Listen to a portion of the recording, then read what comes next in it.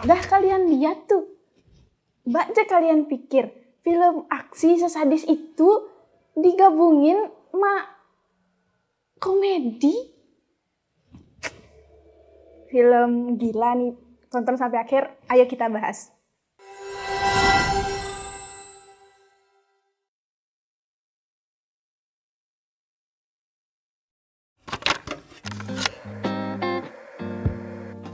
Halo teman-teman, kembali lagi di BBM, Bahas Movie.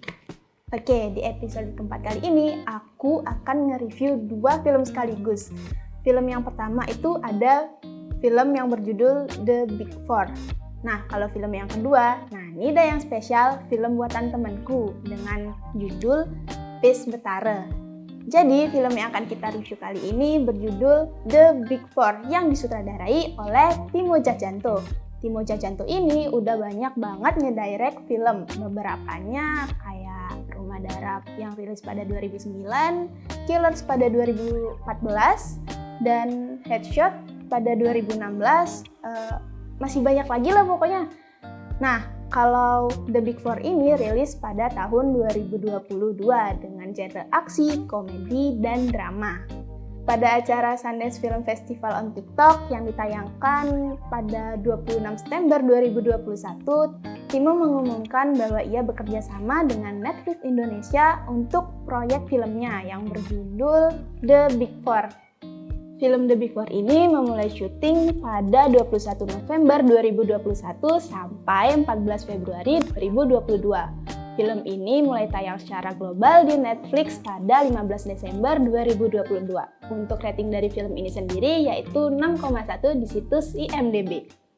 Oh ya, kalau ngomongin penghargaan, film The Big Four ini memiliki 18 penghargaan film. Dalam penghargaan Piala Maya, mereka mendapatkan 5 nominasi dan memenangkan 2 kategori. Lalu, pada Festival Film Indonesia, film ini memenangkan 1 kategori dan mendapatkan 11 nominasi. Oke, segitu dah dulu ya. Langsung aja kita lanjut untuk bedah filmnya.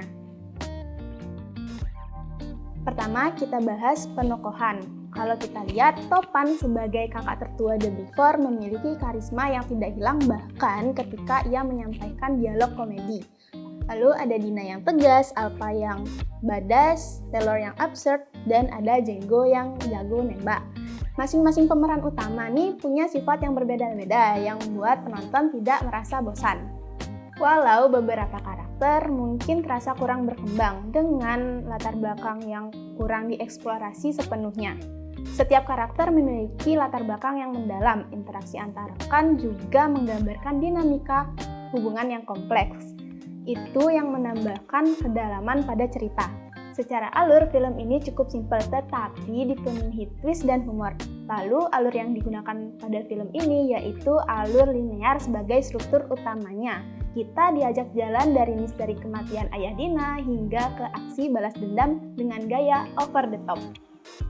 Berikutnya kita bahas gaya estetika visualnya. Kalau kalian perhatiin ya teman-teman, film The Big Four ini memiliki beberapa elemen mencolok seperti penggunaan kamera yang dinamis, pergerakan kamera seperti panning, tilting, dan handheld shot pada adegan kejar-kejaran maupun pertarungan. Itu yang memberikan energi pada adegan aksi. Lalu dari segi plot ya, plotnya nih dibagi menjadi 2 bagian besar, yaitu pengungkapan identitas dan aksi gabungan melawan villain. Walaupun tonnya kadang lompat-lompat tuh, yang penting kekuatan penokohannya tuh yang utama. Sekarang aku akan kasih lihat opini-opini publik untuk film ini. Mau itu positif atau negatif pasti akan ada ya. Ini dah dia opini-opini positif atau negatif dari netizen Indonesia. Nah, itu dia pembahasan untuk film ini ya. Kalau rating dari aku sih 8,5/10. Kenapa aku kasih rating segitu? Karena ini film seru banget. Aku dapat lihat koreografi pertarungan dan aksi yang mendebarkan. Walau mereka lagi kelahi pun ada aja bumbu-bumbu komedinya tuh loh. Nah, itu aja review dari film pertama The Big Four-nya. Mending langsung aja kita lanjut untuk review film yang kedua, yang judulnya tuh Pis Betara. Pis Betara nih film pendek buatan temenku. mending langsung aja kita bahas ya, dah gak sabar aku nih. Nih, aku jelasin dulu cerita singkat dari film Pes Betaren ya. Jadi tuh ada nih anak laki-laki, dia tuh pengen belanja, tapi nggak punya uang. Jadi adalah rencana tuh dia untuk nyuri uang ibunya. Parah nggak sih anaknya nih? Nah, pokoknya sebelum ngejalanin rencananya tuh, dia ngebayangin gimana dia menjalankan rencananya nih. Dan dia ngebayangin pas berhasil tuh bakal gimana. Mulai dah tuh dia menjalankan rencananya tuh, tapi nggak sesuai sama ekspektasinya. Jadi alur yang dipakai di filmnya nih tuh alur linear ya, dan menarik banget di plotnya. Yang di ending tuh loh, yang pas dia buka dompet ibunya tapi ternyata zonk. Menurutku kekurangan dari filmnya nih dari segi ekspresi si aktor, si anaknya nih, karena kayak kurang ekspresif aja untuk film pendek yang nggak ada dialog.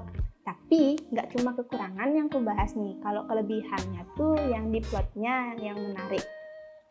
Oke, segitu aja review film dari aku di episode keempat kali ini ya. Untuk kalian yang suka, jangan nih lupa untuk like. Dan kalian juga bisa komen untuk request mau film apa yang akan kita bahas selanjutnya.